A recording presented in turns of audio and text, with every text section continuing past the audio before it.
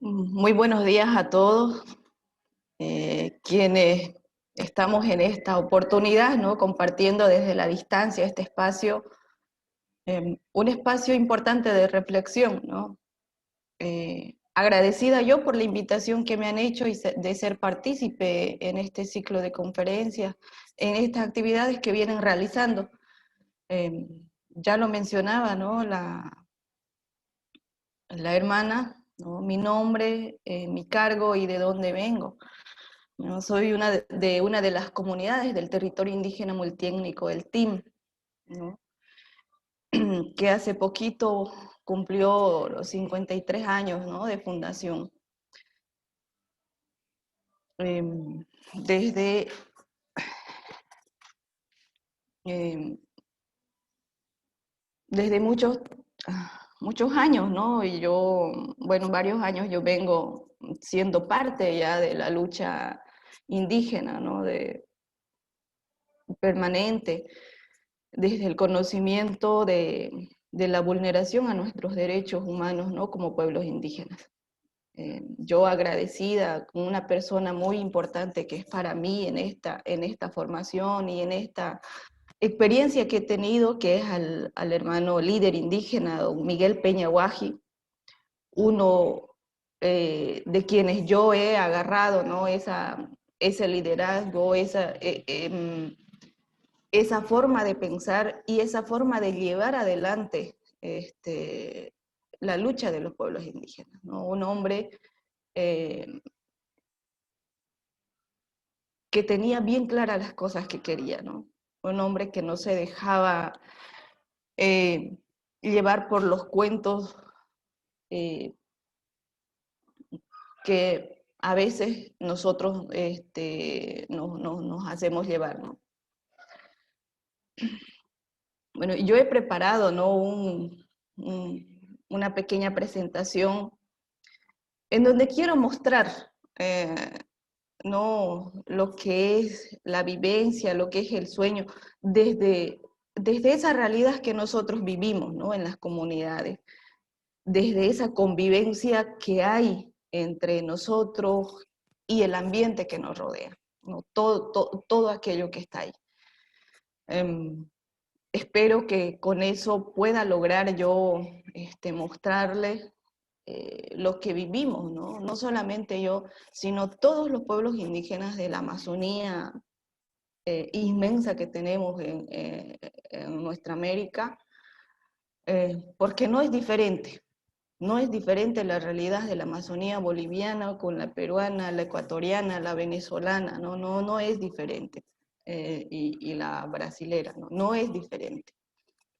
Son formas de vida similares, ¿no?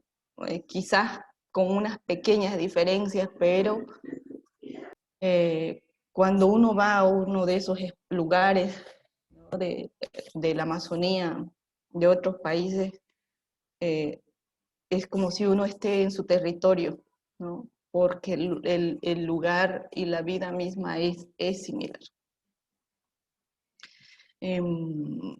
No sé cómo hago para la presentación. Eh, bueno, he dejado, ¿no? Hace por por un tiempo la investigación, escribir, ¿no? Y nuevamente con esto eh, he retomado algo, ¿no? Volver a retomar cuesta un poquito, pero ahí va. La utopía indígena amazónica. Primero lo del título, ¿no? Que va con ese sueño que tenemos nosotros como pueblos indígenas, y es algo que rescatamos siempre de las comunidades, de las reuniones, de los encuentros, de las convivencias que tenemos, em, porque es algo que queremos, ¿no? Conseguir. Y eso en la utopía, porque muchas veces quizás es eso, ¿no? Eh,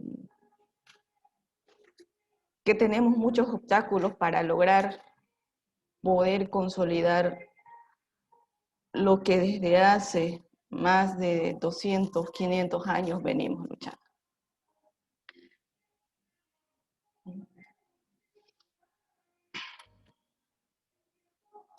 Bien.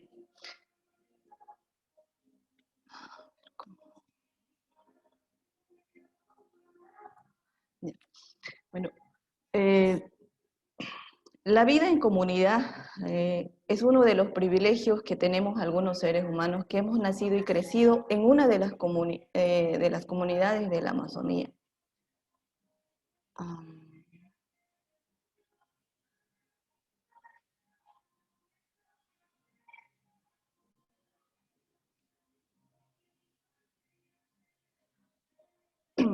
La relación que hemos logrado tener con el ambiente que nos rodea, la sensibilidad que desarrollamos con los demás seres que habitan estos espacios, animales y plantas, eh, aquello que era parte de nuestra cotidianidad ha ido cambiando con el pasar de los años, ¿no? La introducción del concepto de desarrollo del capitalismo fue haciendo efecto en nuestras comunidades. La extracción de los recursos maderables, la explotación minera ilegal, la caza de animales en peligro de extinción y los megaproyectos que son propuestos e implementados por el Estado. Son las que han venido cambiando la forma, el ritmo y la convivencia de nuestras comunidades, ¿no?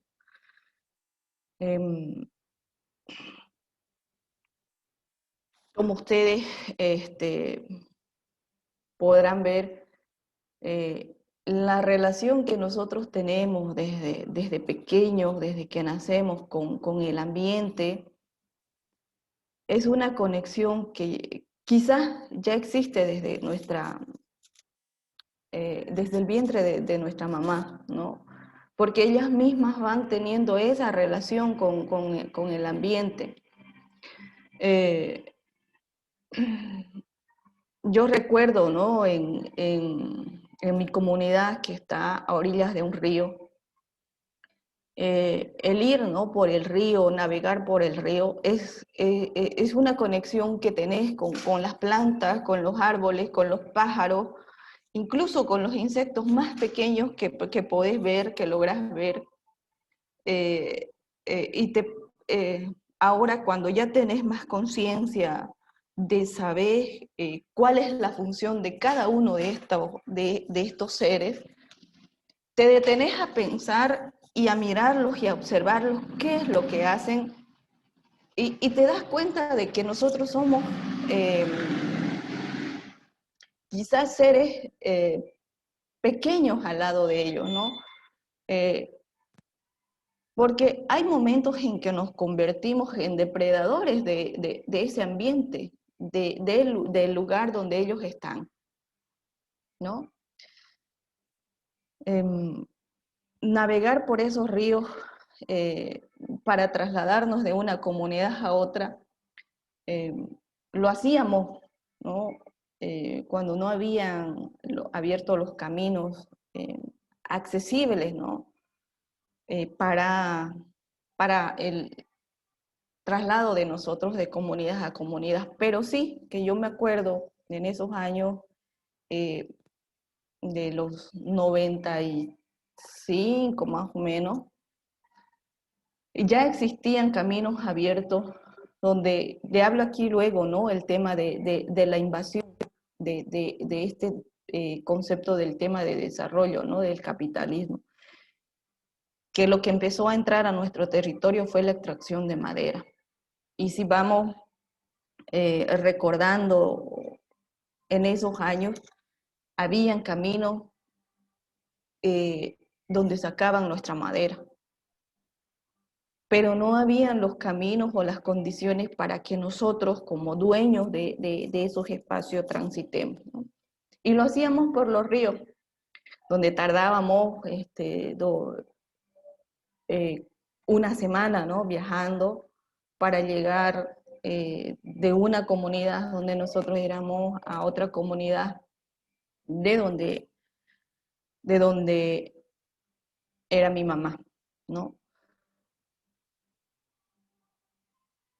En ese transcurso y en ese recorrido que se hacía, queda, ¿no? En el recuerdo, queda en la memoria todo aquello, los sonidos, todo lo que uno miraba eh, en ese recorrido. El agua, una de las cosas que ha cambiado mucho ahora por la contaminación. El agua de nuestro río era clara, no era como ahora de un color eh, café, que ya no llega en esta época de agosto, donde el agua es clarita, ¿no? Cuando las aguas están bajas, ya no hay eso. Incluso a veces ya el agua se mantiene oscura. Y esas son consecuencias de la contaminación, consecuencias de esta forma depresiva, que de alguna manera también nosotros hemos sido parte y cómplices, ¿no? Los que vivimos en las comunidades. La extracción de la madera afecta muchísimo en la conservación de nuestros ríos, de nuestras lagunas, ¿no? Hay lugares ya en nuestro territorio, y no vamos a negar que dentro de la Amazonía, lugares de conservación, por ejemplo, los humedales que se están secando, ¿no? Porque alrededor se han ido quitando los árboles que necesitaban para mantenerse húmedo. Tenemos también, y eso es de conocimiento de la población, la explotación minera, que es ilegal. Una experiencia también que yo voy a mencionar también aquí es la que yo he, digamos, visto, ¿no? Y tenido conocimiento de Venezuela, porque he tenido la oportunidad de estar allá 5 años, ¿no? Y el Estado mismo, ¿no? Es uno de los actores principales en la depredación de la Amazonía venezolana, con una de las cosas que es la explotación minera ilegal, ¿no? Del oro. Familias, eh, comunidades y territorios de la Amazonía venezolana están amenazadas por el Estado, ¿no? Y eso no hay que negarlo, porque es así. Por intermedio de los militares que ahora ellos han conformado a los paramilitares para tener controlada en las zonas de las comunidades indígenas. No es algo que uno lo lee, es algo que personalmente lo he visto, ¿no? Y he escuchado de las propias voces de las hermanas, de los hermanos y de los niños que ya no viven libres en sus comunidades, ¿no? Una realidad que no podemos negar, que es consecuencia de este desarrollo, ¿no? De que los padres tienen miedo a tener a sus hijos porque están cumpliendo entre los 12 a 15 años.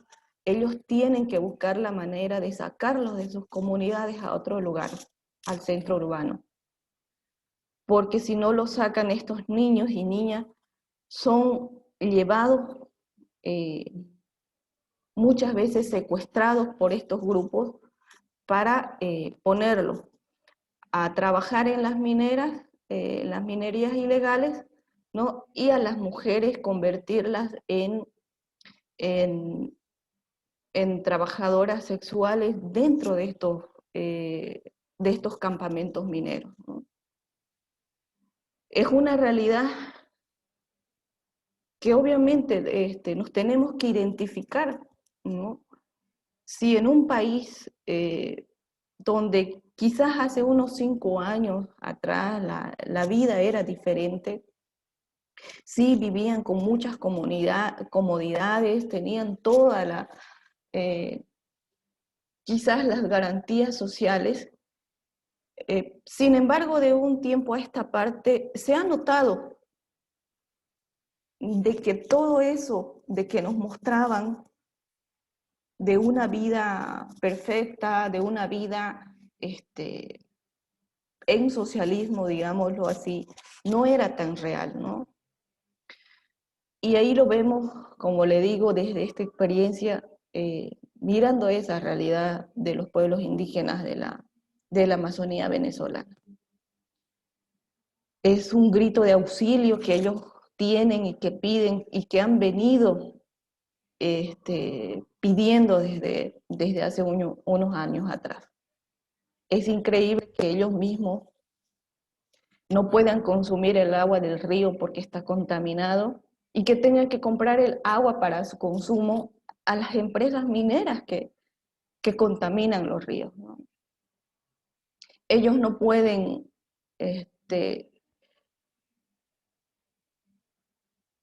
ser beneficiados de ese mineral que se saca, siendo ellos los dueños, ¿no?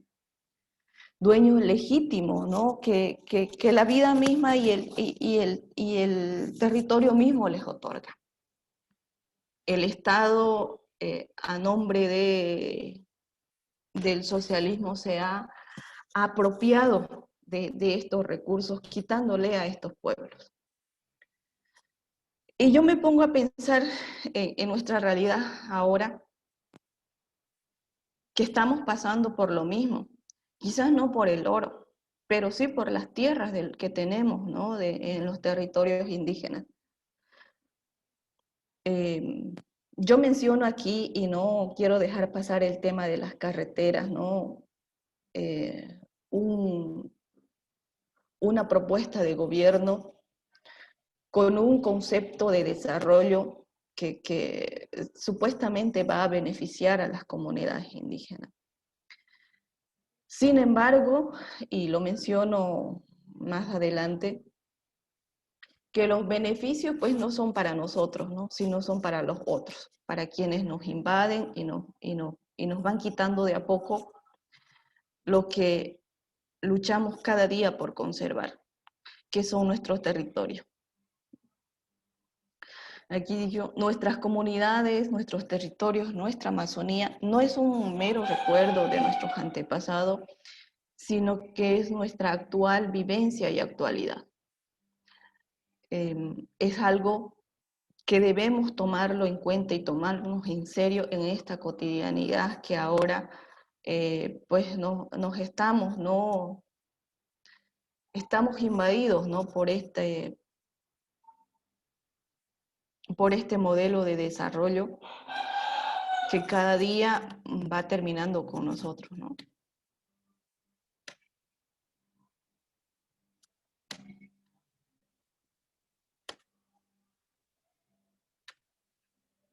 Yeah. Nuestros ríos y nuestros bosques, una conexión infinita. La infancia es una de las épocas que recordamos con un suspiro lleno de amor. Aquella época que nos conecta con la diversidad de nuestro espacio caminado. Cada espacio de nuestra comunidad y de nuestro territorio forma parte de nosotros. La relación que creamos desde nuestros primeros pasos la mantenemos hasta que nos toca partir de este mundo. Esa conexión que existe entre nosotros y el ambiente que nos rodea está, ¿no? Entre iniciar una siembra, saber en qué tiempo hacerlo, mirar el sol si va a ser bueno, está ahí, ¿no? Esa conexión entre nosotros como seres humanos con los seres de la naturaleza, ¿no? Que están las plantas, los animales, y están los otros seres que no están a simple vista, ¿no? de nuestros ojos, que son los dueños, como nosotros llamamos, de todos esos montes, de todos esos ríos. Nuestros padres, para irse a cazar, Ellos pedían permiso al monte antes de entrar, ¿no? De que los acompañe y le permita traer cazar un animal para el consumo, ¿no? Que eso era lo que se tenía antes para el consumo de la familia y no para el comercio. Antes y después de la siembra también se pide permiso para que haya una buena cosecha, para que el tiempo que ahora ya está tan cambiante no afecte nuestra producción, ¿no? Yo escucho hablar a mi mamá y a mi papá cuando dice, ya ahora ya no se sabe, ¿no? Con el tiempo. Antes se sabía, se tenía bien, ¿no? Identificado los tiempos y cada qué tiempo había agua, cada qué tiempo había lluvia.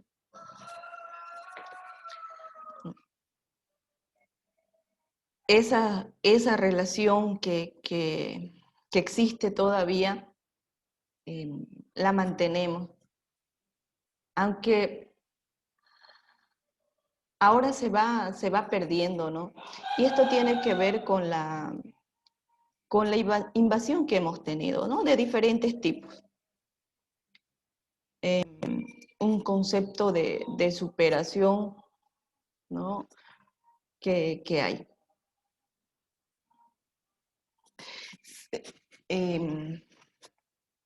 Una de mis experiencias que yo he tenido, por ejemplo, o de salir de mi comunidad para superarme, entre comillas, me ha demostrado, ¿no? De que todo depende de la conciencia de uno, de la relación y de la conexión que tenemos desde ese lugar donde hemos nacido. Desde llevar siempre nuestra identidad presente, ¿no? En todo momento y en todos los espacios. Y eso es algo que yo he hecho y he mantenido. Irme fuera del país durante 5 años para estudiar, lo tomé como una experiencia, ¿no? Para relacionarme con los demás semejantes, ¿no? Una de las primeras cosas que yo hice al llegar a Venezuela el 2013 fue buscar una organización indígena, acercarme a ello, porque decía, estando aquí o en cualquier otro lugar que nosotros estemos,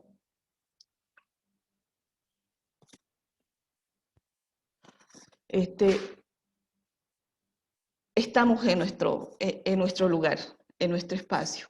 Y eso es el tema de, como les decía anteriormente, de que la Amazonía es una sola. Pueden haber unas pequeñas diferencias de convivencia, pero el lugar y el espacio es el mismo, ¿no? Al relacionarme yo con estos otros pueblos indígenas de Venezuela, me hizo entender y afianzar más, ¿no? Este compromiso que tengo, no solo conmigo ni con mi territorio, sino con aquello que nosotros hemos luchado desde hace muchos años, ¿no? Y a veces nos ponemos a pensar, y me pongo a pensar, digo, nosotros no peleamos un espacio de tierra, ¿no? Un espacio de monte. Peleamos por la vivencia y la convivencia que debe haber entre el ser humano y el medio ambiente. Que no es solamente, que eso no se limita a las comunidades o a los habitantes de cada territorio, sino que está en la responsabilidad y la corresponsabilidad que debemos tener nosotros con los demás. La conservación de la Amazonía un trabajo que hacemos con los pueblos indígenas, ha mantenido y va a seguir manteniendo una estabilidad, puedo decirlo, de la atmósfera para el planeta, ¿no? Nosotros desde ese pequeño espacio, desde esas pequeñas comunidades donde habitamos, donde existimos, hacemos ese gran aporte. Y de alguna manera siempre tratamos de explicar a los demás cuál es esa función importante que nosotros cumplimos. Pero lamentablemente, la ignorancia y la falta de empatía con el otro nos limita a ver esta realidad, ¿no? De la conservación de nuestra Amazonía, ¿no? Como una responsabilidad de todos y cada uno de quienes habitamos nuestra América, ¿no? Podíamos empezar nuestra América. Esto, ¿no? Con la relación constante que mantenemos con el ambiente que nos rodea, nos permite tener responsabilidad y corresponsabilidad con los efectos negativos que podemos causar desde nuestras acciones de vivencias y convivencia. Estas actividades son las que utilizamos para la siembra y cosecha de nuestros alimentos, ¿no? Que van desde los desmontes y quemas entre 6 tareas a 2 hectáreas. Sin embargo, esta actividad va acompañada con el descanso del suelo una vez terminada la cosecha de todos los productos que allí se siembran, ¿no? Este descanso que se le da al suelo está entre los 3 y 5 años, tiempo en el que el suelo vuelve a adquirir nutrientes. Esto es importante tomarlo en cuenta porque a pesar del desmonte que nosotros hacemos, que no es grande a comparación de los empresarios que trabajan solo para el comercio, está acompañado esta corresponsabilidad, ¿no? Como decimos, dejar la tierra que hemos ocupado, que va entre ocuparlo 2 años, ¿no? 2 a 3 años, y dejarla estos 3 o 5 años para que vuelva a tener sus nutrientes y a descansar la tierra que se ha secado, ¿no? Por el desmonte que se ha hecho. Y ahí lo utilizamos, ¿no? Para sembrar en primera instancia el arroz, ¿no? Que sale rápido, pues el plátano, que tarda 1 año en ser sacado como primera cosecha, ¿no? Y de ahí se tiene, ¿no? Eso se deja porque hay otras, o sea, se vuelve a tener entre 2 a 3 cosechas más, ¿no? Y también la siembra de maíz u otros productos que podemos utilizarlo ahí, ¿no? Como también la siembra de la yuca, que es el último producto que se termina sacando, ¿no? De ese espacio que se desmonta. Y ahí está eso, ¿no? De que también algo importante que hay que mencionar, de que nosotros no utilizamos, ¿no? Los agroquímicos para combatir las plagas. Aunque ahora también se va perdiendo, ¿no? Esas prácticas ancestrales que se tenía para combatir las plagas. Yo recuerdo muy bien hace muchos años, cuando había la invasión de las petillas al arroz, había una forma de correrlas, ¿no? Que era haciendo algunas cosas alrededor del Chaco, que no era fumigar o hacer ese tipo de cosas, sino con productos mismos del lugar se usaban y se hablaba, ¿no? Y eso es algo importante mencionar, esa conexión que hay, el hablar y pedirle al monte, así, ¿no? A los dueños del monte, en que nos cuiden y hablar con esos animales que nos hacían, digamos, este daño a nuestro cultivo, de que nos dejen, ¿no? De que no freguen nuestras plantas, de que no hagan eso. Y eso es algo que no, que quizás muy difícil de entender o de aceptar lo que así era, pero sin embargo sí, surtían, ¿no? Sus efectos, tenían esos efectos donde podíamos tener buena cosecha, ¿no?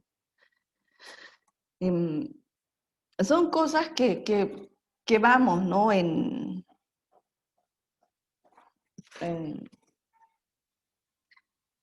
recordando, pero que también ya se van perdiendo de estas prácticas, ¿no?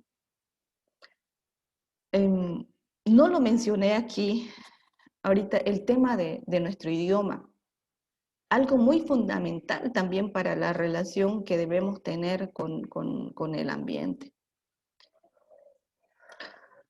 Nosotros escuchamos a los abuelos hablar en idioma, ¿no? En el idioma.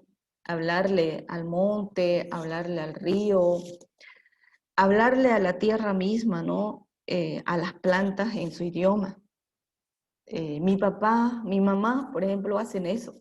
Hablan en idioma cuando van a pedir permiso, cuando van a decir algo, o incluso cuando ellos reclaman, ¿no?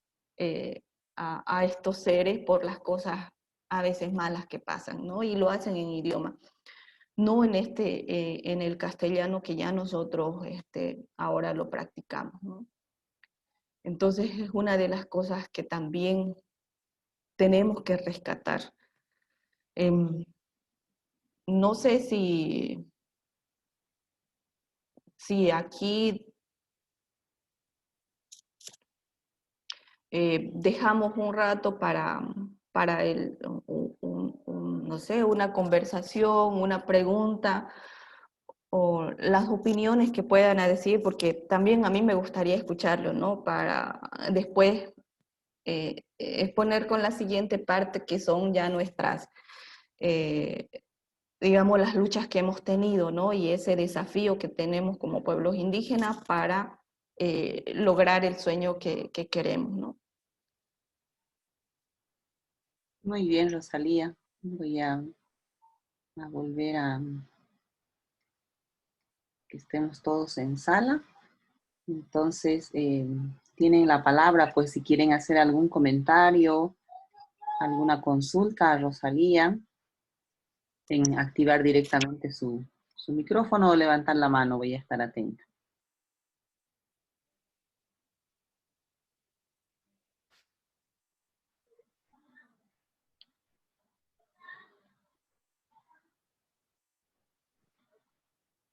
Sí, adelante, Claudia. Buen día a todas las personas. Gracias, Rosalía, por todo lo que nos estás eh, participando y brindando, diría, como enseñanza. Mientras te oía, me he sentido muy afectada. La verdad es que me dieron muchas ganas de llorar de impotencia por todo lo que nos comentas. Y ya nos dejas una inquietud muy grande de qué es lo que podemos hacer, ¿no? De cómo aportar desde aquí, cuál sería el granito de arena que podemos dar. Entonces yo creo que cada persona va a salir de aquí tocada de manera diferente por ti y cada persona va a hacer desde su lugar a alguna cosa distinta. Agradecemos que nos compartas estas vivencias y que nos abras los ojos de tal manera que no quedemos indiferentes ante todo lo que está pasando. Muchísimas gracias.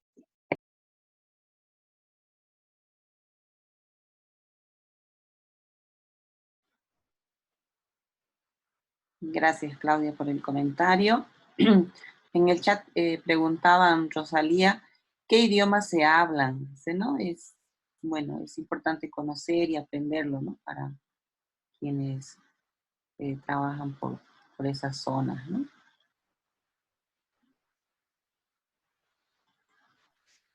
Ya. Leonor, buenos días.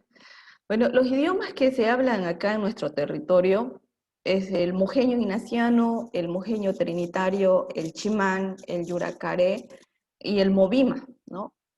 Pero lo que más, sí hay más, digamos, lo que se habla es el mojeño ignaciano y el mojeño trinitario. El chimán, tenemos 6 comunidades, ¿no? 3 de ellas que son netamente chimanes, ¿no? No sé si ustedes han escuchado hablar de estos hermanos, eh, que su forma de vida es muy diferente a los demás, ¿no? Todavía ellos mantienen esta relación y esta conexión que hay con el ambiente, ¿no? Em, ellos no están todavía, puedo decirlo así, hipnotizados por la tecnología, por esas necesidades que vamos creando, ¿no? Nosotros quienes tenemos ya una relación con la zona urbana. Ellos todavía no mantienen esa vivencia en sus comunidades, ¿no? Que, bueno, estas comunidades están ubicadas en el bosque Chimán, ¿no? Están adentro, dentro, ¿no? De todavía el monte alto, ¿no? Que todavía se conserva. Allá están estas comunidades, ¿no? Una experiencia, y se las voy a compartir aquí de estos compañeros. Hace más o menos un mes y medio entramos, ¿no? A estas comunidades, donde fuimos a verificar un aserradero que había y que funcionaba allá, ¿no? Yo le preguntaba al señor ahí, uno de los abuelos,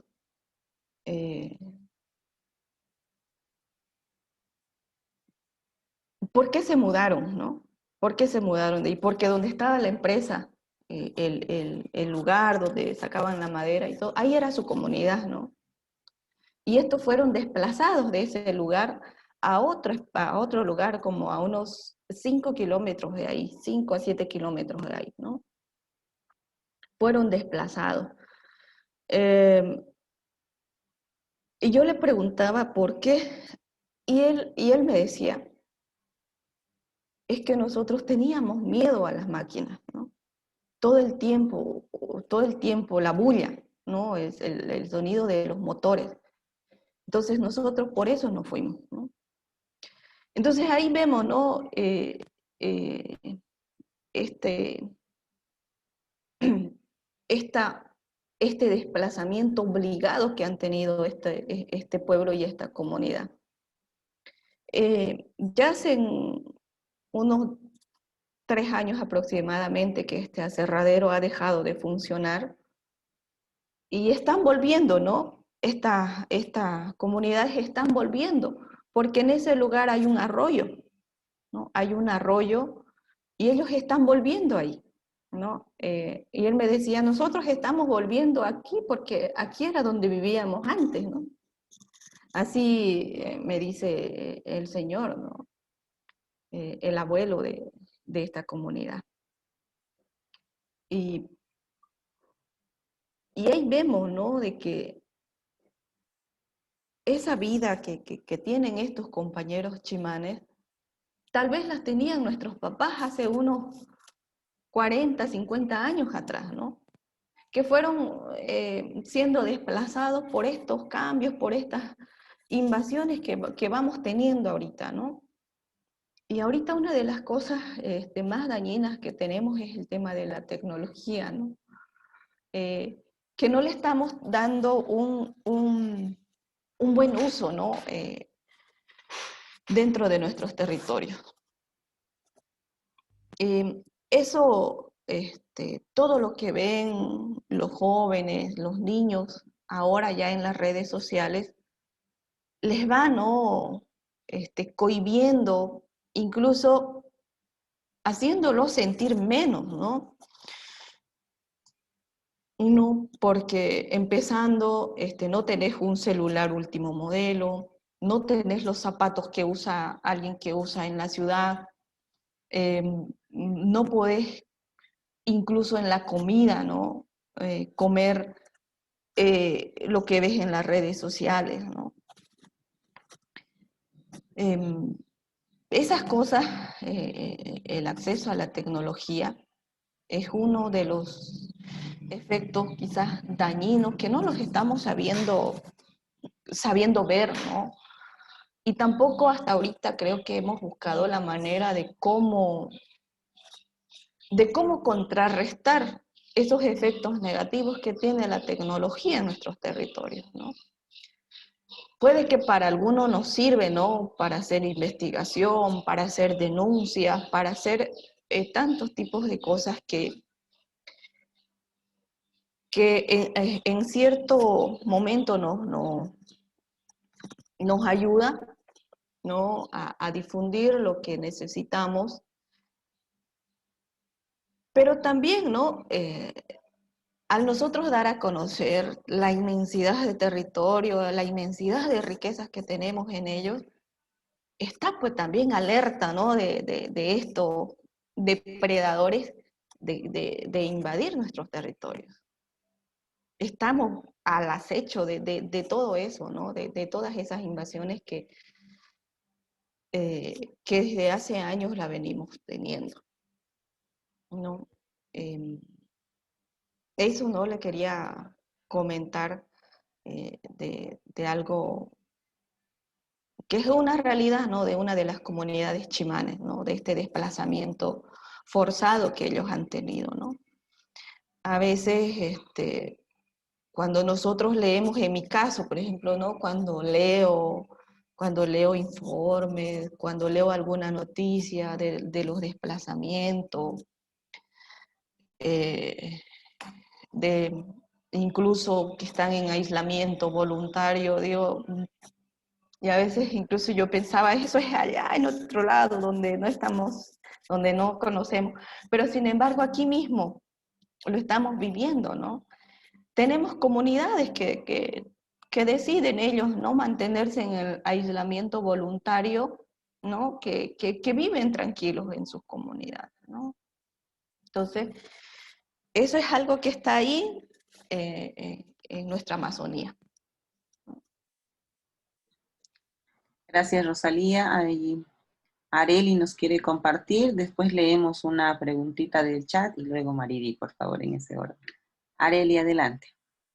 Gracias, Silvia. Buen día. Algo que me llamó la atención es que ellos se sienten como conectados, ¿no? Con su entorno, con la naturaleza y demás. Y no es, yo pienso, no es algo que solamente en esas comunidades se van sintiendo, sino que yo veo, por ejemplo, en mis hijos, que ellos tienen también esa necesidad de estar conectados con su entorno. Yo antes de ser mamá, yo no podía mantener viva una planta. Todas se me morían, era triste. Entonces, por salud de las plantas y mi salud psicológica, decidí nunca más tener una planta porque todas se me secaban y se me morían. Pero un día mis niños agarraron y me hicieron traer una planta. Un día del peatón, trajimos a casa un árbol. Increíble, lo trajimos con vida. Yo tenía miedo que se me muera en el camino.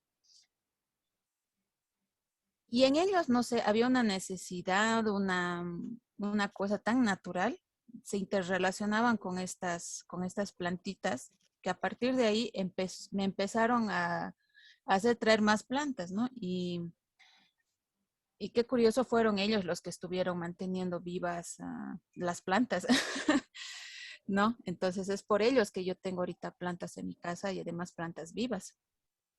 Entonces yo pienso que no es solamente algo que ustedes lo sienten, sino también acá y sobre todo los niños, los jóvenes, lo van sintiendo.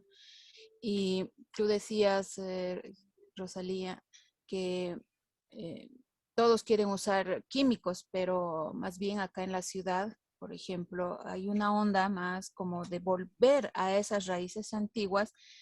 Y en lugar de usar fertilizantes químicos, estamos tratando de investigar, estamos buscando fertilizantes naturales para producir y generar huertos urbanos ecológicos que nos permitan cultivar nuestros propios alimentos de manera saludable sin necesidad de acudir a los químicos que normalmente se están utilizando. Ahora, lo que tú hablas del celular, sí, es una relación de amor y odio que tenemos con estos aparatos. Yo así lo tengo, porque con lo de las clases virtuales acá en la ciudad, entonces a la fuerza, porque yo nunca he estado de acuerdo con que mis hijos tengan un aparato de esos, porque siempre se me ha resultado difícil. O sea, para mí es difícil manejarlo y más todavía empezar a controlar el uso, el acceso a la información y demás. Pero es esa relación de amor y odio que ahorita tenemos, o sea, no tenemos de otra que adaptarnos. Yo me he tenido que adaptar y darle y buscar el mejor uso posible para ese aparato. Así que las clases virtuales han sido una imposición de la situación que estamos viviendo ahora, pero yo creo que este tema de los aparatos, si bien son tanto perjudiciales, ¿no? Para todos en realidad, no solamente para ustedes, es para todos. Hay que tratar de buscarles el mayor provecho posible, ¿no? Más bien si en estos aparatos hemos visto que hay gente del área rural que está poniendo a conocimiento de todo el mundo, no solamente de un grupo de personas, sino de todo el mundo, cómo preparan sus alimentos, cómo se hace la deshidratación del chuño, cómo se hace la cosecha de ciertos alimentos, cómo es su día a día, y nos vamos enterando de cómo es más o menos la vida en provincias, en lugares alejados, ¿no? Entonces, lejos de verlo como un enemigo, de repente habría que empezar a ver a este aparato no solamente como enemigo, sino también como aliado. Y me encantó escucharte, se escuchan las aves de fondo, me relaja mucho escucharte. Felicidades y gracias por estar aquí. Gracias, Areli, por tu comentario. Hay una preguntita de Rosalía en el chat, nos pregunta Daniela. Me gustaría saber qué podemos hacer desde el lugar donde estamos para ayudar a los pueblos indígenas de la Amazonía, dice tú. ¿Crees, Rosalía? Si podríamos aportar en algo.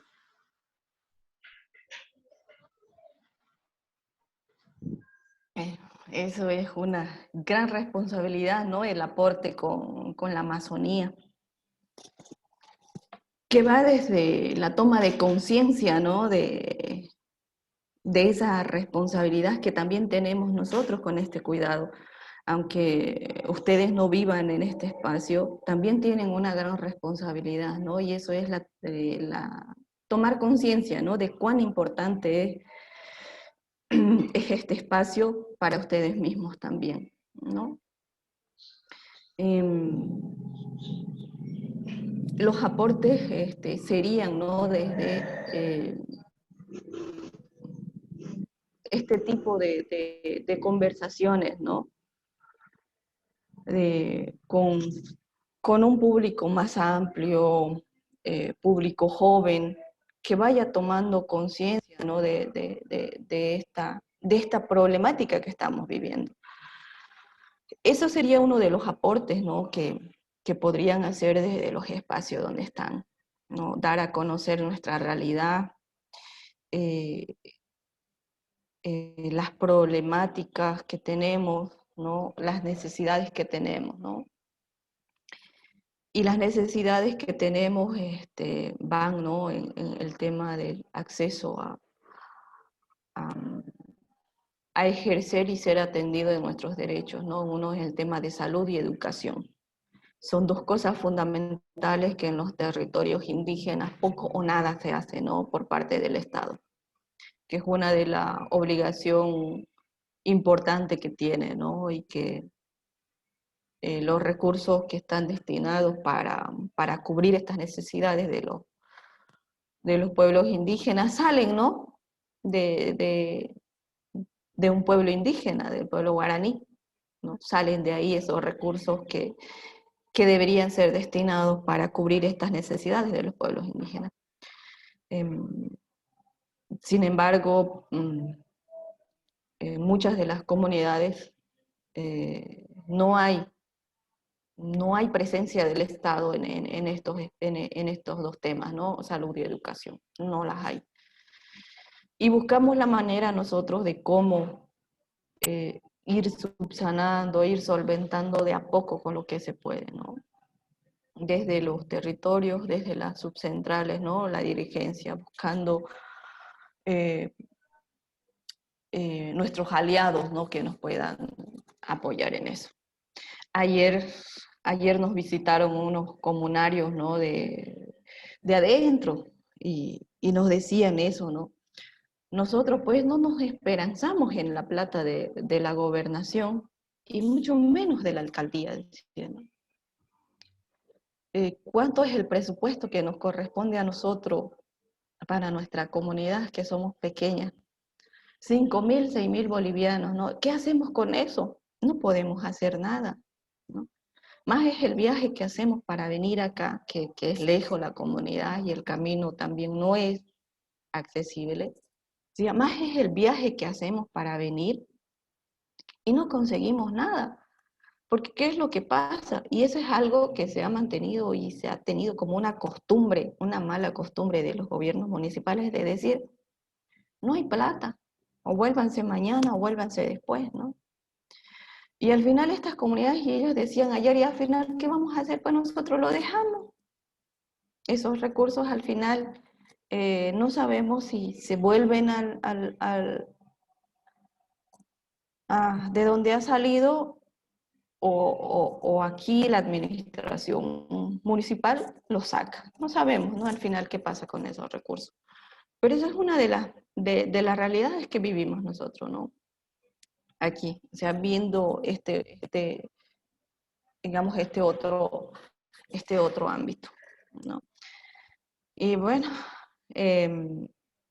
un trabajo que yo me atrevería, o digamos algo que podrían hacer ustedes desde allá, donde están, desde la ciudad, desde otro lugar, desde los otros espacios, incluso desde los espacios de relacionamiento que tienen ustedes, es eso, ¿no? La toma de conciencia, ¿no?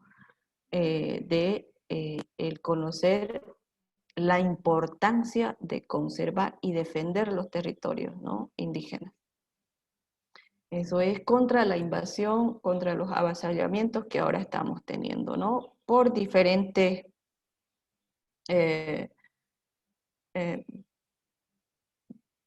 digamos, actores, ¿no? Los empresarios, los madereros, el Estado mismo con estos proyectos que son inconsultos, que no son consultados, y otro está desde el Estado, bueno, desde el gobierno mismo, ¿no? Que son, nos invaden, que son los llamados campesinos e interculturales, que no son más que los mismos que del gobierno que nos están invadiendo nuestros territorios para apropiarse de nuestros recursos, ¿no?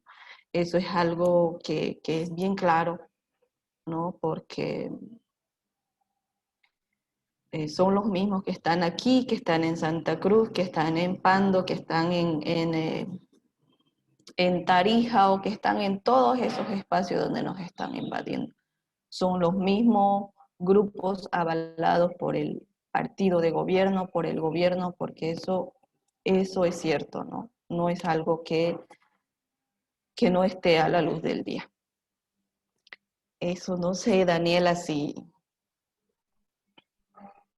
pude responder a tu pregunta. Sí, muchas gracias.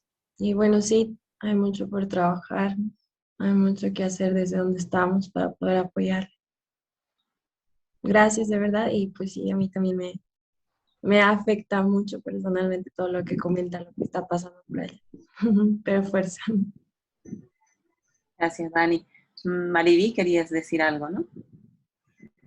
Quería agradecerte, Rosalía, la manera de cómo ustedes hacen oración entre la vida y la fe, ¿no? Cómo unen con la naturaleza. Si uno interpreta, ¿no? Que la espiritualidad ignaciana, que también ustedes, ¿cierto? En esos lugares lo entienden, cómo contemplar a Dios en todas las cosas, ¿no? ¿Y cómo ustedes contemplan? ¿Cómo lo cuidan? ¿Cómo se relacionan? Es impresionante, ¿no? Entonces yo quiero agradecerles, eso a mí me nutre, me ayuda a ver lo poco que hay, porque en la zona donde vivo hay poca agua, pero intentamos que hubiera plantas, que hubiera lechugas, no todo lo que se pueda se planta. Entonces, pues yo te agradezco y también creo que es una gran responsabilidad lo que dijiste. Creo que concienciarnos parte desde los más pequeños. Por eso ayer dijimos nosotros en el Centro de Espiritualidad, no, esa oportunidad de que la gente joven son mucho más sensibles, como dijo Areli, ¿no? Mucho más sensibles los niños y los jóvenes. Entonces, pues también les esperamos para el otro sábado, porque estos sábados van a ser prácticos, así como tú nos estás compartiendo tu experiencia, ¿cierto? Entonces, pues de la teoría sí ya lo sabemos, capaz que podemos dar un curso de Laudato Si, de lo que fuera, pero la vida es otra, ¿no? Todo lo que están sufriendo en el día a día, pero también siempre me ha emocionado el mundo de ustedes, ¿no? El mundo mojeño, todos los pueblos que luchan con un silencio constante, ¿no? Su manera de ser es no igual que del occidente, es de otra manera.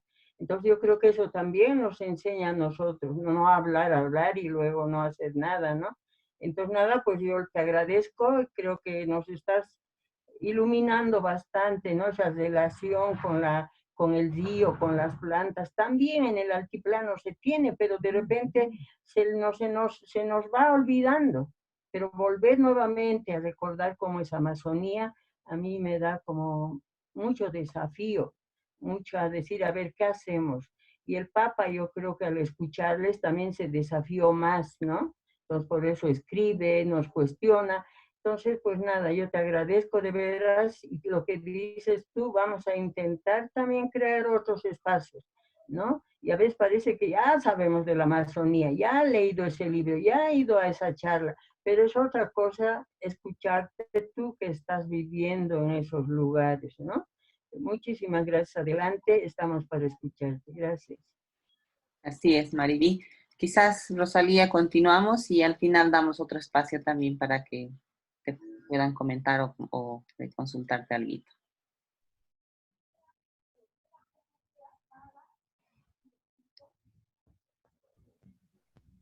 Claro que sí, vamos a continuar.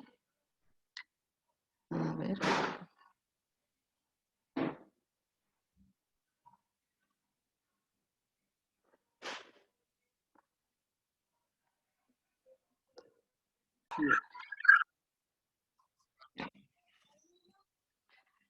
Pero,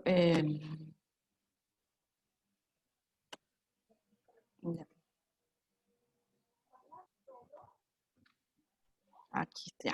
Vamos a continuar, ¿no? Donde lo dejamos. El tema de la producción, ¿no? Donde había quedado. Y bueno, mencioné que esa fotografía es de mi comunidad, ¿no? La fotografía que hay ahí, de las mujeres de mi comunidad. Ya. La producción obtenida es destinada al consumo familiar, ¿no? Y para abastecer el mercado interno del municipio. Aunque esto muchas veces es congestionado por comerciantes que no son del lugar, haciendo que la producción del comunario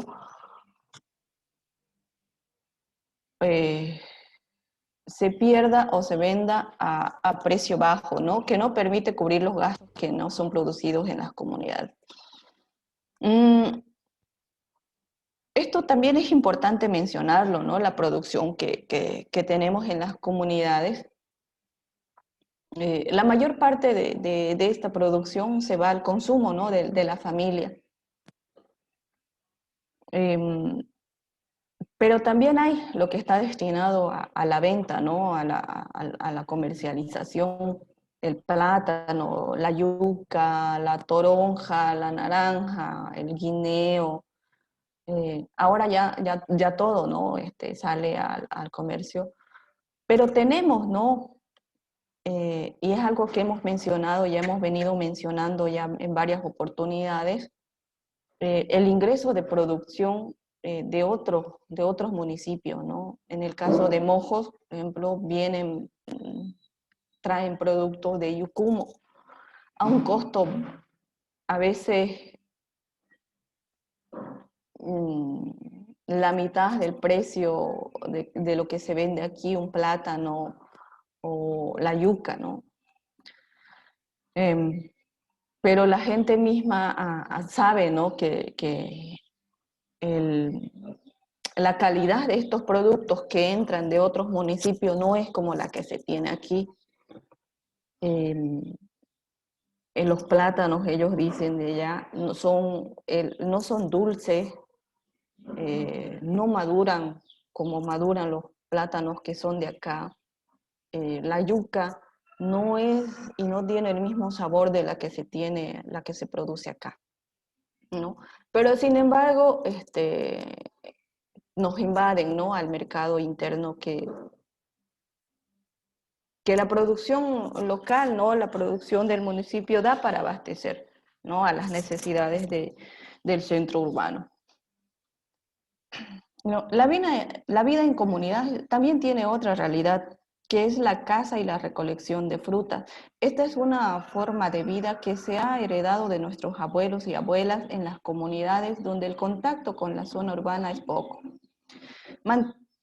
Mantienen la caza como una forma de subsistencia diaria.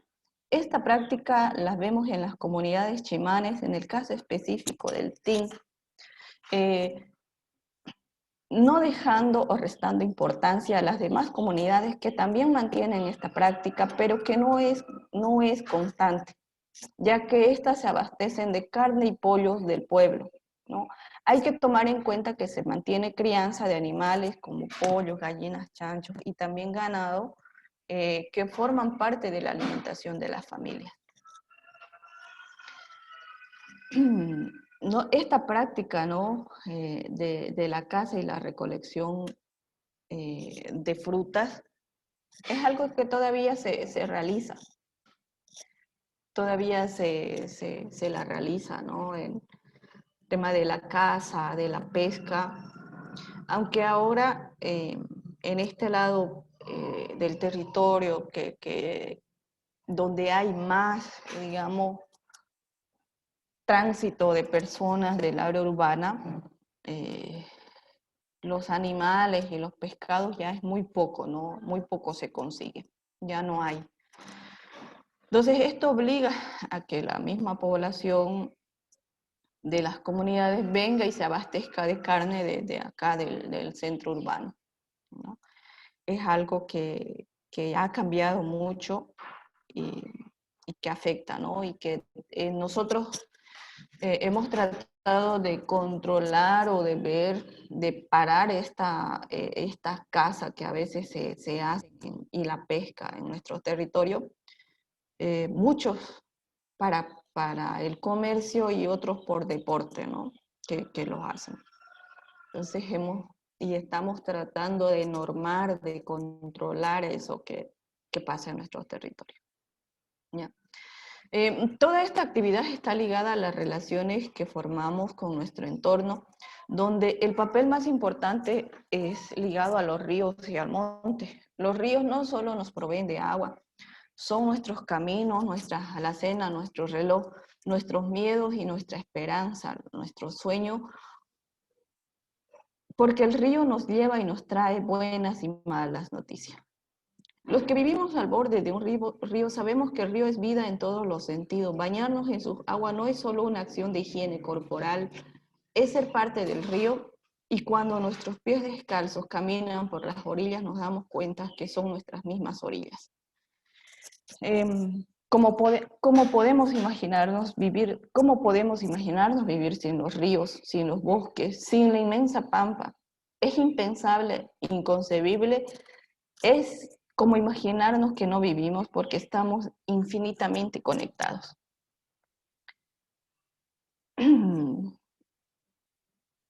Esta conexión que hay y que muchas veces la reflejamos, la mencionamos, sé, ¿no?, que también en otras partes del país tienen esa relación, y ya lo mencionaba alguien, ¿no?, de que sí hay, pero se nos está perdiendo, ¿no? Nos está perdiendo. En la Amazonía, bañarte, nadar en un río no es que te vas ahí un ratito y te bañas rapidito con jabón y te salís. No es eso, ¿no? Hay una relación más, ¿no? Que muchas veces nos cuesta identificarla, nos cuesta aceptarla, quizás, ¿no? Esa relación que hay, ¿no?, entre el río, entre cortar o no cortar un arbolito, entre pisar o no pisar una hormiga, cuesta a veces identificar esa conexión que hay, ¿no? Mientras más conocimiento adquirimos, mientras más conciencia tomamos de esta relación que vaya teniendo, vamos a sentir más, ¿no?, esa conexión que tenemos con estos pequeños y grandes seres, ¿no?, que tenemos alrededor. Que nos ayudan también en nuestro crecimiento y en nuestro desarrollo emocional, ¿no?, que vamos teniendo como personas.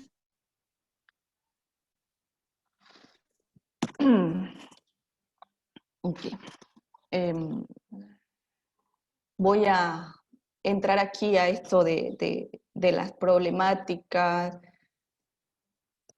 de la lucha que hemos empezado como pueblos indígenas, ¿no? Las adversidades de nuestro caminar, ¿no? Si ustedes han notado, no lo he querido hacer como una presentación académica, ¿no?, ahí cuadrada con esos términos que no van y que no muestran lo que realmente sentimos y deseamos mostrar y que puedan escuchar, ¿no? Pero la vida para nosotros que vivimos en la Amazonía no es solo esa tranquilidad y ese frágil equilibrio que tenemos con nuestro territorio. Tenemos historia, tenemos memoria, y esa historia, esa memoria que hemos vivido, recordamos las conversaciones de nuestras abuelas, de nuestras madres, de cuando vino el Caray, bueno, el Carayana, a pisar y romper abruptamente ese frágil equilibrio de nuestro mundo.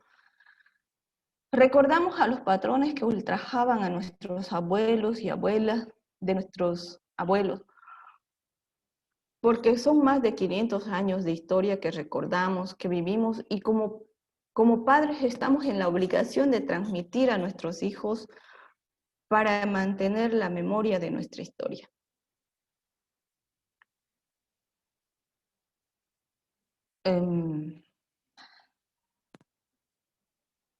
Hay algo aquí que igual no voy a mencionar, y va desde la experiencia misma, ¿no?, que hemos tenido.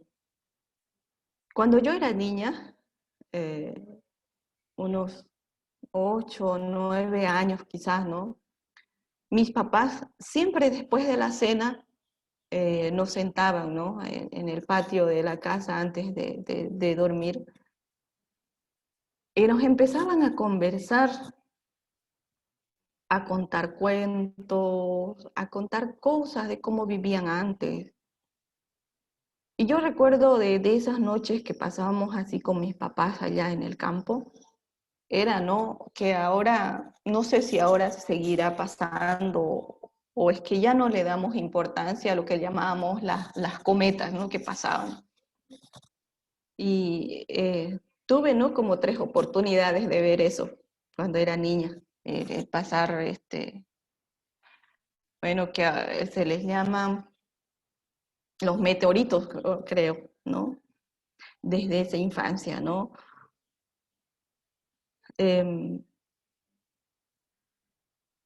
Y los papás tenían, ¿no? Esa idea de lo que pasaba ahí, de lo que estaba cayendo, era algo que estaba castigado, ¿no? Porque iba quemándose y que caía lejos, ¿no? de nosotros. Y también ahí va, ¿no? Esa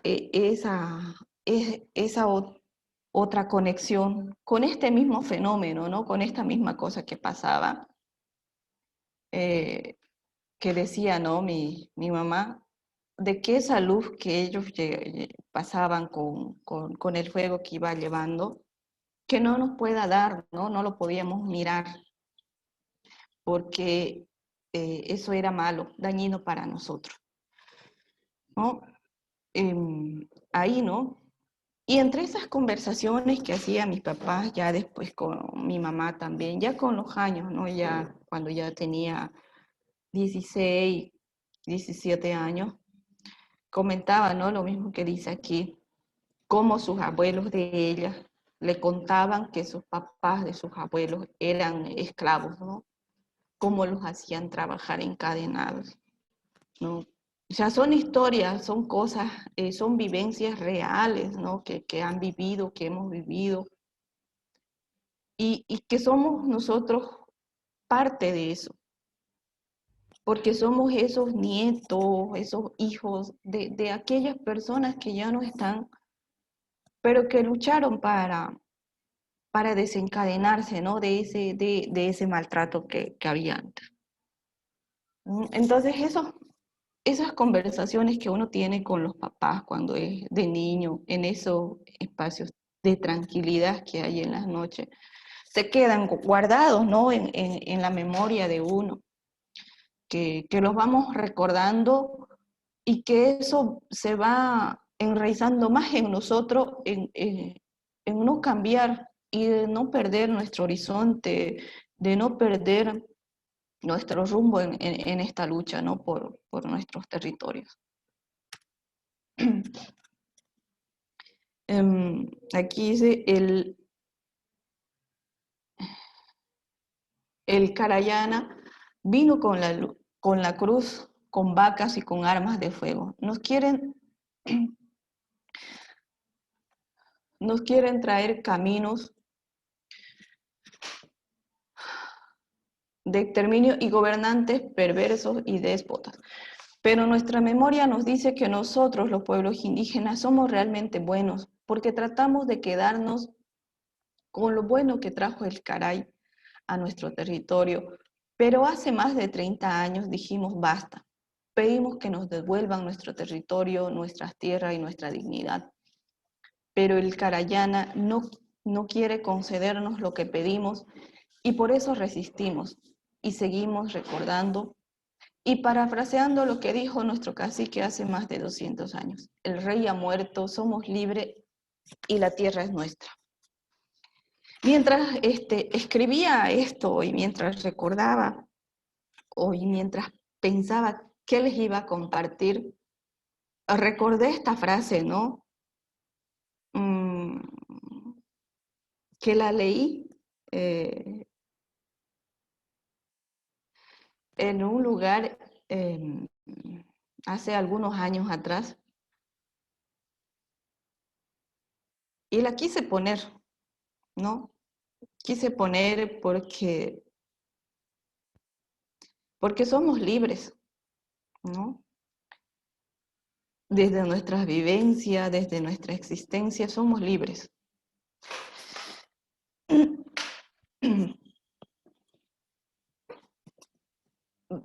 No, es inevitable en el caso de Mojos no hablar o mencionar a la Loma Santa. No sé si está Mauge o el Tata Fabio conectados, ¿no? La Loma Santa es algo que siempre está en nuestras conversaciones, en nuestros discursos, en nuestros espacios de debate. Siempre está.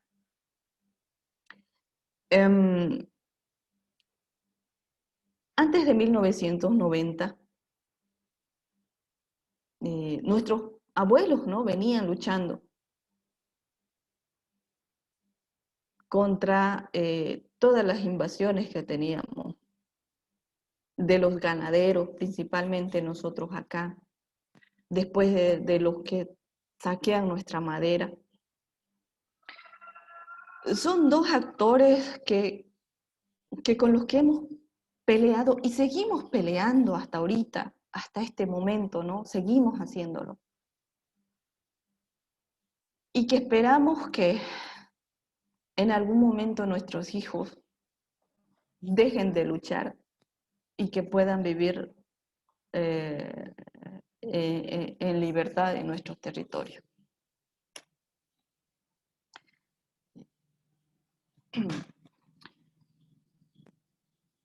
Como saben, en 1990, como pueblos indígenas mojeños, cambiamos la historia. Escribimos una nueva historia de nuestro país y a nivel internacional, ¿no? Decidimos irnos contra quienes nos invadían. La historia nos recuerda, y ustedes quienes han vivido épocas de dictadura, que han vivido incluso la época de la Revolución del 52,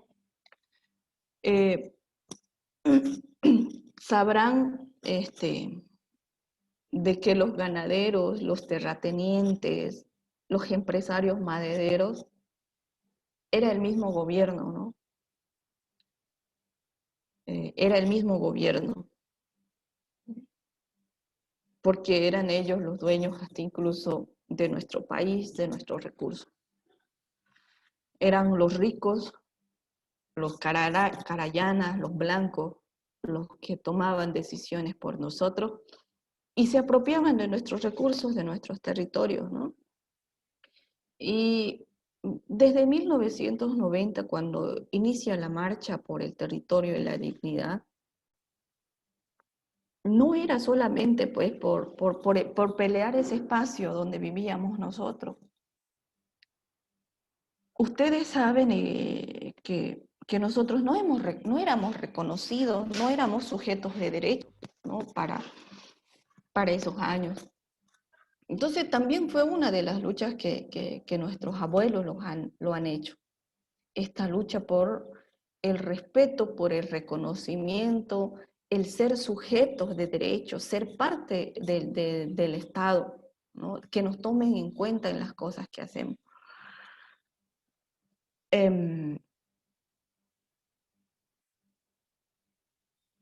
Sin embargo, pese a hacer hasta ahorita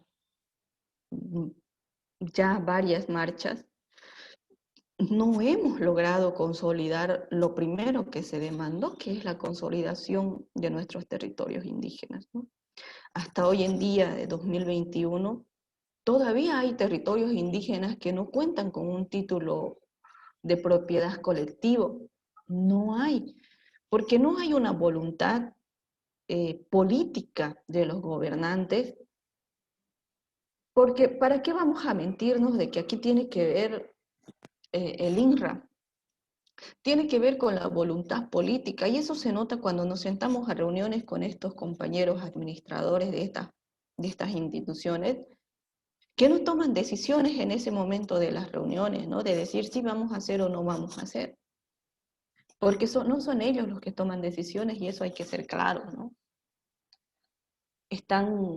Son subordinados, ¿no?, de los administradores del Estado, ¿no? Y quién sabe que quizás tampoco son los administradores del Estado quienes deciden, sino son otros, ¿no?, los terceros, los que tienen el poder económico, ¿no?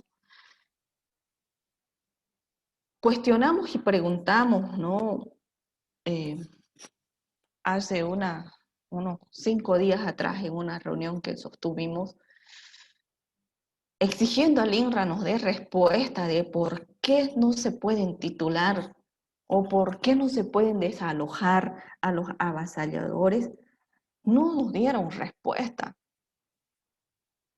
No nos dieron respuesta, no nos dijeron el por qué no pueden desalojar a quienes nos invaden nuestros territorios. No nos pueden decir eso. No nos dan esa respuesta que queremos saber. Cuando exigimos poner fecha para esos desalojos que se tiene que hacer, ellos ponen una infinidad de trabas, que hay que seguir los conductos regulares, que hay procedimientos y que no sé qué más cosas le ponen, ¿no?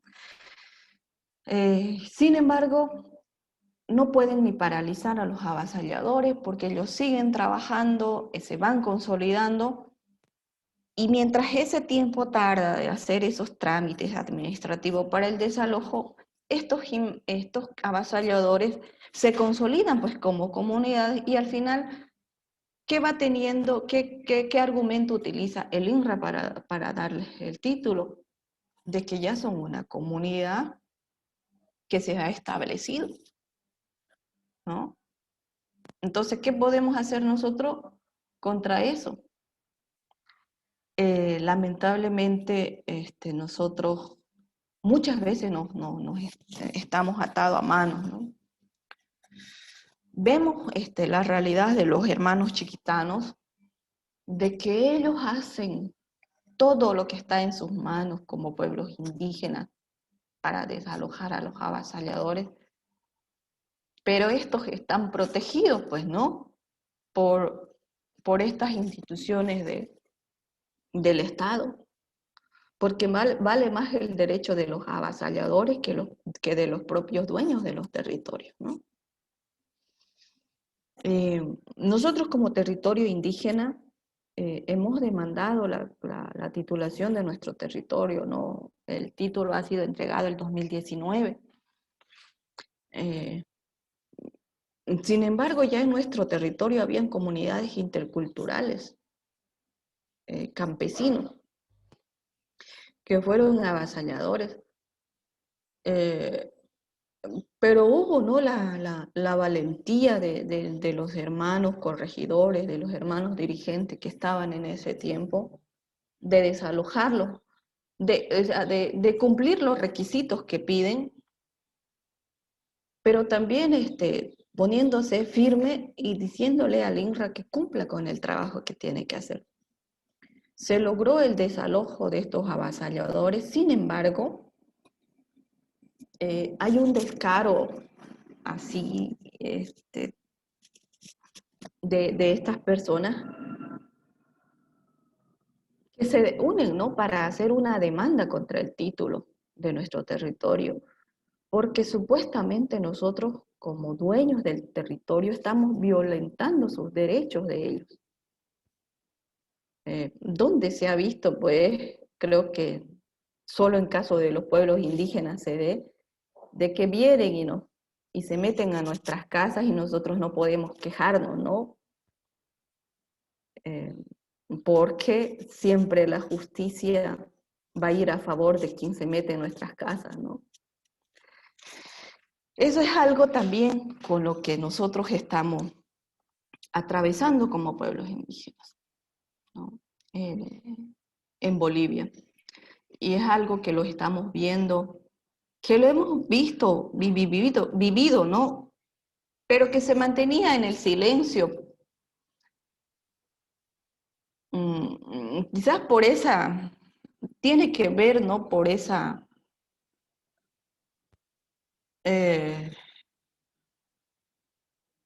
relación que quizás había con el gobierno anterior, ¿no?, con Evo Morales.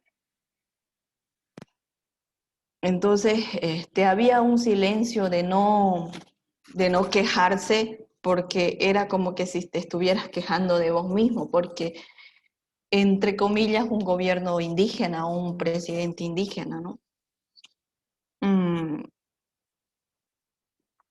Pero, sin embargo, nosotros vimos, ¿no? Y voy a hablar de la experiencia ya que tuvimos, ¿no?, en el 2011 y 2012, las marchas, ¿no? De estas 2 marchas en las que tomamos la decisión de exigir al gobierno indígena, entre comillas, el respeto a nuestros derechos, ¿no? A la consolidación de nuestros territorios, el tema de la consulta, porque es algo con los que siempre no nos quieren poner en contra de los comunarios, el tema de la consulta, ¿no? Porque dicen para la implementación de proyectos sean cualquier tipo, ¿no? Alguna normativa o algún proyecto de desarrollo, la normativa misma nacional y nacional nos dice pues que tenemos que ser consultados, ¿no? Y el punto donde ya no pudo más soportar el movimiento indígena fue el tema de la imposición de la construcción de la carretera, ¿no? Yo escucho ahora, ¿no? Comentarios de compañeros, de vecinos, pero si no querían carretera, pero ya ven que se necesita carretera, ¿no? Hay una lógica errada, ¿no? De eso de querer o no querer carretera. Y siempre hemos sido claros, ¿no? Cuando la marcha de 2011 y 2012, no nos oponemos a la construcción de una carretera, pero también queremos ser parte nosotros en la elaboración de ese proyecto.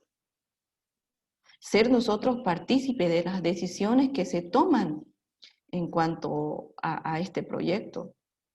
Yo recuerdo en un taller que trajeron los de la ABC a esos años, 2010, donde repartían unos folletitos, ¿no?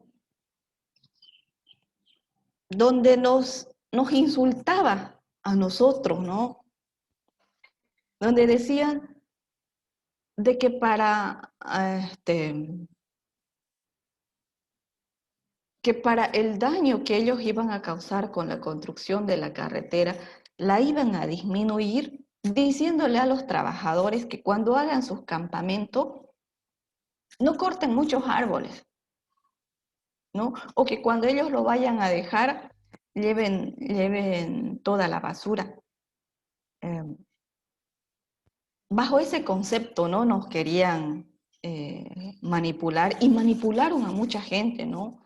El tema de la carretera. O sea, con eso de que nosotros le vamos a decir a los trabajadores que no corten ese arbolito y así vamos a disminuir la contaminación o la deforestación que va a causar la carretera, ¿no? Y eso es algo que ellos los distribuyeron en un folletito, ¿no? La ABC, cuando hicieron pues, la supuesta consulta aquí en San Ignacio para la construcción de la carretera. Que no fue una consulta, ¿no? Sino más bien un taller en la que la utilizaron como consulta. Y así, ¿no? Como este proyecto, hay varios también en los que nosotros exigimos ser parte de la elaboración, porque somos los directos afectados. Ahora, estamos viendo ahorita la construcción de la carretera San Ignacio-San Borja. Las comunidades que están en la orilla de la carretera han sido afectadas. Una comunidad del territorio multiétnico, que es Puerto San Borja, es una de las comunidades más afectadas en la construcción de esta carretera, porque ellos tenían un sistema de agua de la comunidad.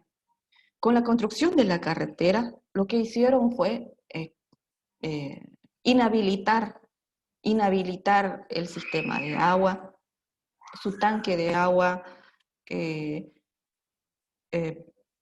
prácticamente desutilizado porque ya no se puede utilizar porque está justo donde no debe estar porque ya se metió la carretera.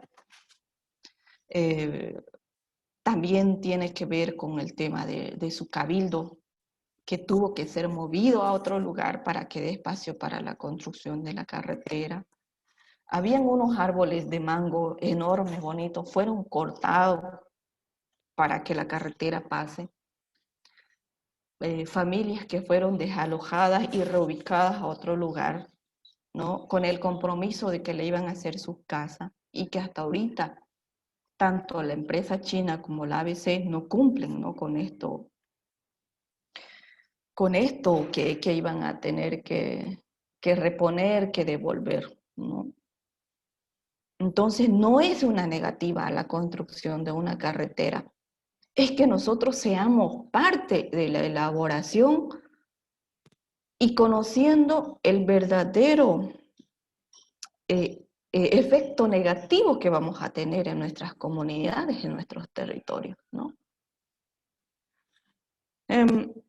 Ahorita seguimos, ¿no? Nosotros exigiendo a la ABC que cumpla con los compromisos que tiene con el territorio y con estas comunidades. Sin embargo, tenemos conocimiento que la empresa china desde hoy o desde mañana se paraliza porque no hay recursos económicos, porque la gobernación no le está pagando o porque la ABC no le está pagando. Entonces a la empresa pues eso no le interesa si deja media el trabajo, ¿no? O si deja botadas las cosas ahí. ¿Quiénes somos los afectados? Somos nosotros. Y ahí le preguntaba la gobernación, la subgobernación y el gobierno nacional, ¿se va a hacer cargo de todos estos daños que ha ocasionado la construcción de la carretera? No lo va a hacer. No lo va a hacer porque nuestro Estado es tan burocratizado que en vez de ayudarnos, nos causa más bien problemas en exigir algo que nos corresponde, ¿no? como derecho.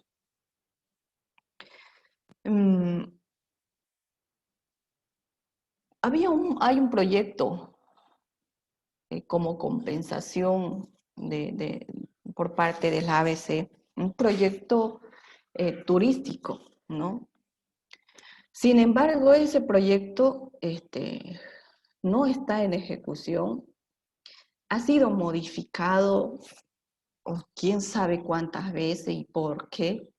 Hemos pedido y hemos solicitado que nos hagan llegar el proyecto, las modificaciones, el monto total del proyecto que ha sido aprobado, pero hasta ahorita no tenemos conocimiento de eso, no nos han hecho llegar. Sin embargo, vamos a seguir nosotros, ¿no? Ahí exigiendo y nos van a seguir llamando que nosotros somos los que no queremos, ¿no? El desarrollo y todo el discurso que se repite, ¿no? Desde personas que quizás no conocen o no entienden la situación en la que nosotros estamos.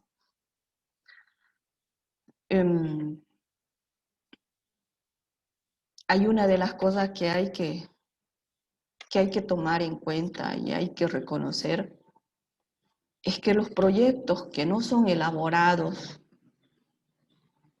desde los beneficiarios no van a tener éxito, porque son elaborados desde otra perspectiva, desde otra realidad, desde otro objetivo que quiere obtener alguien más, pero menos los beneficiarios. ¿Por qué muchos de los proyectos no tienen, digamos, no tienen los resultados que se esperan? Porque no son elaborados desde las necesidades que se tienen en los territorios, en las comunidades, no son elaborados desde los beneficiarios, ¿no?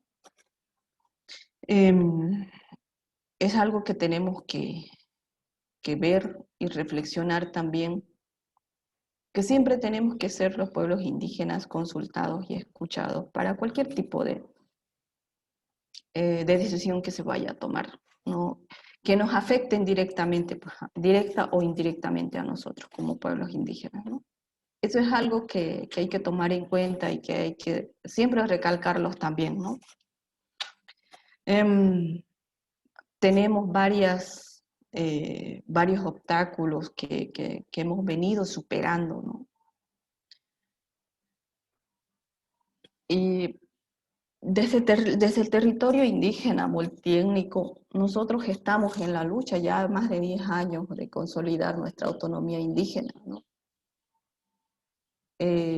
Con el objetivo de recuperar nuestra autodeterminación, con el objetivo de que seamos nosotros los que decidamos qué hacemos con nuestros recursos, la administración de nuestros recursos naturales que tenemos dentro del territorio, que no venga el Estado o el gobierno a decirnos, nosotros vamos a sacar estos recursos y ustedes solo miran, ¿no? Nosotros queremos recuperar nuestra democracia comunitaria, que se va ejerciendo desde cada espacio de nuestro territorio, desde las decisiones que tomamos, ¿no? Queremos fortalecer, y la democracia comunitaria va no solamente en las tomas de decisiones o las reuniones que hay, va en el consenso, va en el trato de las problemáticas que hay dentro del territorio, el tema de la justicia, ¿no? Ustedes verán y conocerán, ¿no?, el tema de la democracia comunitaria. Es algo en la que nosotros queremos volver para gobernarnos entre nosotros, ¿no?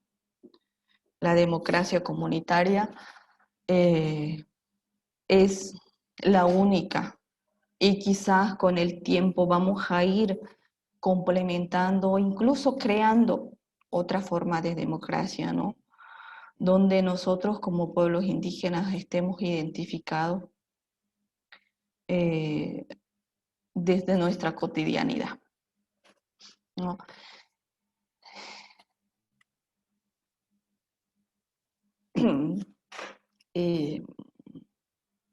Los sueños desde la Amazonía. Y entonces, ¿cuál es el sueño? Vivir, volver a encontrar ese frágil equilibrio entre nosotros, los hombres y mujeres que vivimos en la Amazonía, y esta inmensa pampa llena de vida y muerte, porque la Loma Santa es donde vivimos, siempre estuvo aquí y nosotros siempre estaremos aquí.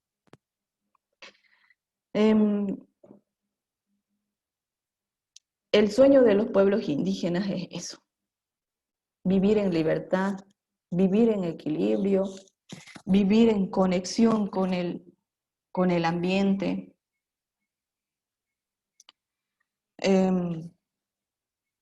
Yo les decía al principio, ¿no?, es una utopía, pero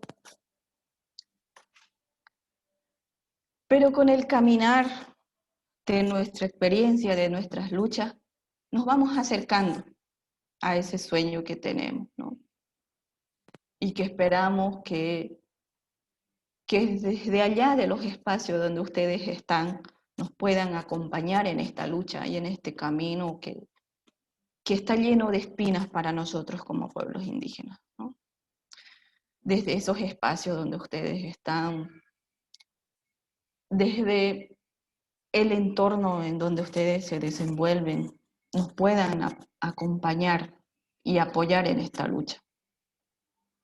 Estamos desde nuestros territorios haciendo resistencia y lo seguiremos haciendo, y seguramente nuestros hijos lo seguirán haciendo, pero tenemos la esperanza de que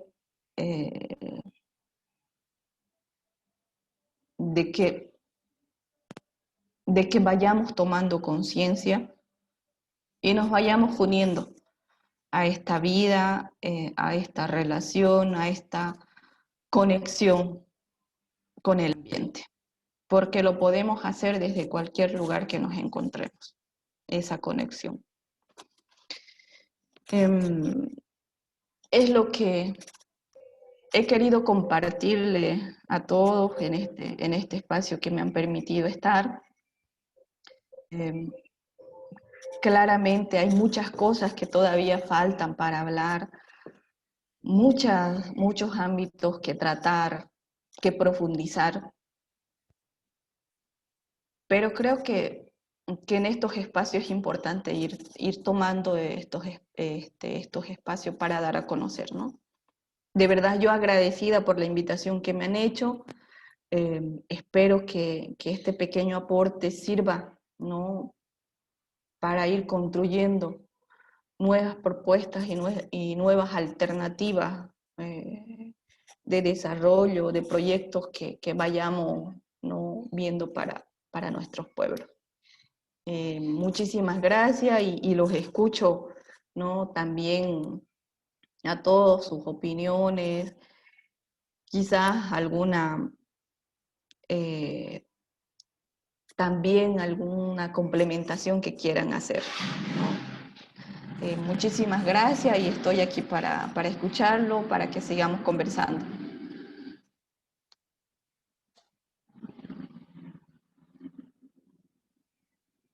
Muchas gracias a ti, Rosalía, qué lindo ha sido realmente escucharte.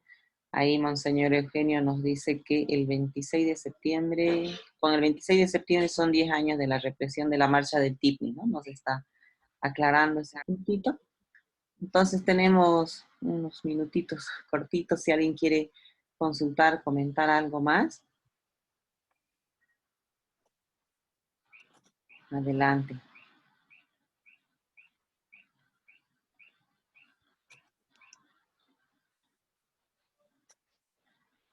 Hola, buen día de Dios, hermana Silvia.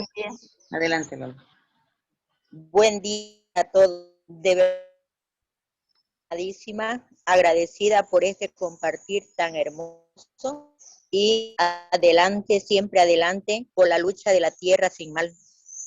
Ese es nuestro lema de la Amazonía oriental, veniana, mojeña. Y de verdad, ese avasallamiento desde el gobierno, como ha dicho nuestra expositora, se va consolidando y el avance en el territorio igual de Santa Cruz del Chaco, ellos ya han invadido. Es una lucha permanente y de verdad de que yo viendo la realidad de nuestro entorno, los jóvenes cuando los llevo al parque, he ido desde mi área al parque ecológico, los chicos disfrutan, pero todavía falta ese compromiso permanente de identificarse porque ya desde las vivencias que hay en los mismos hogares, ahora hay esa tendencia a la instalación, al acomodo a la vida urbana de hoy, pero en el fondo hay ese grito de rescatar lo nuestro. Y yo escuchando todo esto y viendo la realidad en que nos encontramos, porque comparto mis experiencias yo con los colegas y todo, y muchas veces dicen, no hermanita, es así nomás. Hoy hay un acomodamiento para que te sigan manipulando, para que sigan haciendo desde el Estado, desde las gobernaciones, lo que ellos quieren. Entonces, bueno, otra persona más que está en ese deseo, en esa inquietud, y me ha vuelto a fortalecer para que sigamos trabajando con tú que en el trabajo de la educación. De verdad, esa es nuestra lucha permanente desde la fe, desde la convivencia, y también a mí me hacía recordar todas esas invasiones que han ido habiendo en nuestro territorio Movima, de diferentes instancias, y que, bueno, pues te van haciendo arrinconar y luego la gente dice, bueno, pero dice, bueno, a ellos les hace más falta, yo es lo que escucho, pero en el fondo el originario guarda el celo y la firmeza de sus convicciones. Y me acuerdo que mi madre decía que cuando llegaron los blancos, porque ella es de Loreto, yo en cambio soy hija de un cruceño que era mi padre y mi madre loretana, pero me hicieron nacer en Santana del Yacuma, en la comunidad de los Tres Montes de Oro. Y yo pues guardo toda esa vivencia, como decía nuestra hermana expositora, originaria, de todo ese compartir de las 80 personas que vivían en la comunidad y esa relación con la naturaleza, con esa agua clara, con todo lo que contaba mi madre. Entonces, pues hay eso dentro y que no nos lo pueden arrancar del día a la noche.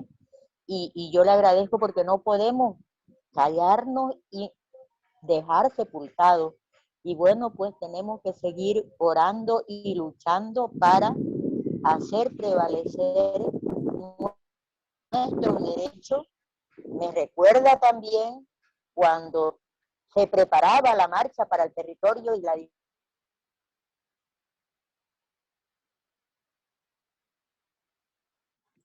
Gracias, hermana Lola.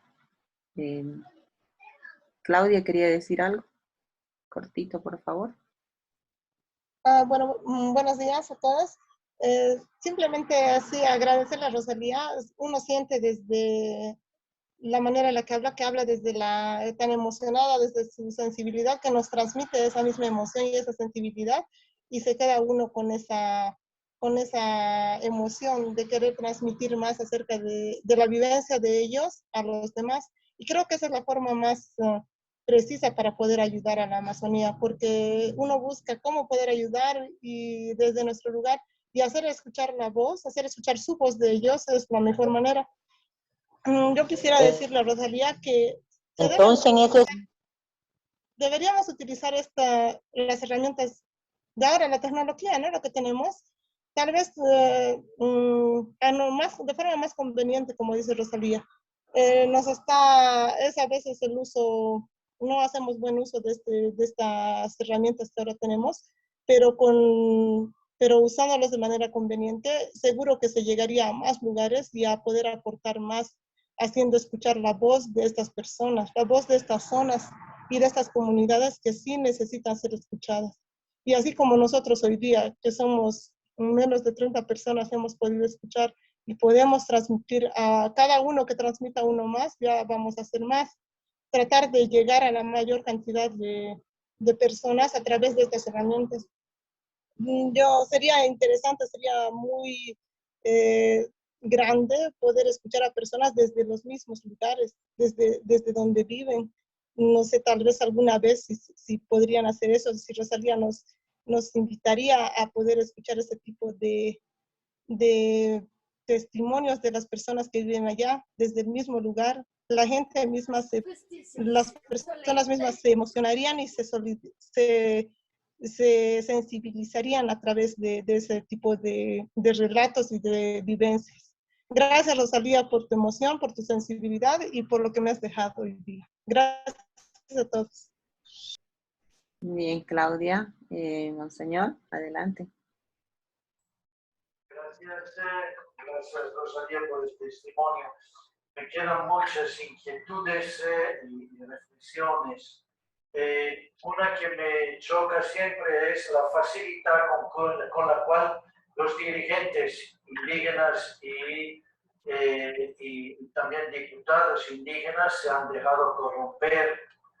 Acabamos de ver ahora el problema del Chapete y del Bala, donde el gobierno ha retomado el proyecto de construcción de la represa y ya tiene en la mano en los papeles firmados por los dirigentes de una consulta que no ha habido, que en realidad parece hecha. Y las bases están en contra, pero sus dirigentes ya han firmado. Y esto se ha repetido muchas veces bajo chantaje también del gobierno, pero no ha habido una altura moral de dirigentes y diputados indígenas que merecía esto. Más bien, pensamos al Fondo Indígena, es el emblema de cómo lo que era definido como imagen de gente comprometida en realidad era gente corrupta, como los que estaban en el gobierno antes, sino peor. Y esto es un problema muy grave, muy serio, que no se soluciona si no de verdad se cambia algo. Yo creo que esto es un tema fuerte. La marcha ahora que se está haciendo es un retomar el escenario y esto es un momento de esperanza, pero necesita de mucho apoyo y esto yo he apreciado mucho que, por ejemplo, la Cáritas de Trinidad ha acompañado un pedazo de la marcha. Hemos hablado en la SEAMA, en la REPAN, de que también Santa Cruz pueda moverse apoyando y dando señales de apoyo a la marcha, porque es necesario esto. Pero, sin embargo, hay el desafío de cómo los resultados se plantean dentro de un debate político, porque de hecho lo que fue el nacimiento de la IRA, que tenía que respetar los territorios, y la reforma constitucional que reconocía la autonomía y se veía venir que era solo una fachada para asumir el control y no una verdadera autonomía. Tan así que el único territorio indígena reconocido creo que sea el bosque Chimán, la zona del bosque Chimán y nada más, y los demás todavía no han logrado ningún reconocimiento jurídico. Hay entonces todavía pendiente todo el problema de cómo manejar el tema del indígena con el movimiento campesino y cómo manejar los territorios. Al fin el gobierno reconoce el territorio indígena, pero las licencias minerarias, la licencia de bosque la maneja aparte el gobierno. Entonces, ¿qué territorio es si no tienen la posibilidad de encontrar recursos naturales? ¿Qué autonomía es? Esto es todo un debate abierto.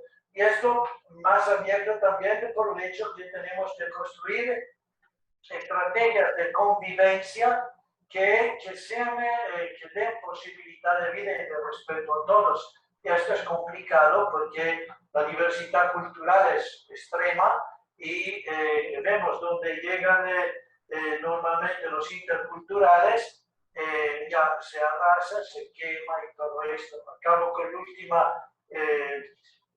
último detalle.